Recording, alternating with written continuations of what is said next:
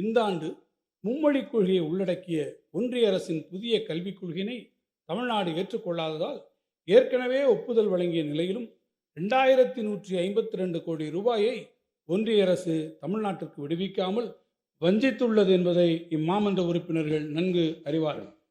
ஒன்றிய அரசு தமிழ்நாட்டுக்கு உரிய நிதியை விடுவிக்காவிட்டாலும் மாணவர் நலன் கருதி அரசு பள்ளி மாணவர்களின் கல்வி ஒரு துளியேனும் பாதிக்கப்படக்கூடாது என்பதற்காக ஆசிரியர்களின் ஊதியம் உள்ளிட்ட அத்திட்டங்களுக்குரிய நிதியை மாநில அரசே தனது சொந்த நிதி ஆதாரங்களில் இருந்து விடுவித்துள்ளது.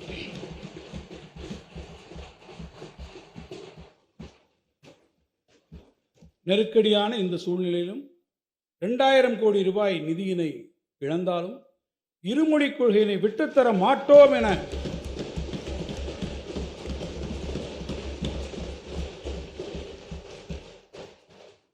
கொண்ட கொள்கையில் உறுதியாக நின்று தமிழ்நாட்டின் தன்மானம் காத்த மாண்புமிகு முதலமைச்சர் அவர்களின் பின்னால் தமிழ்நாட்டு மக்கள் அனைவரும் அணிவகுத்துள்ளனர்.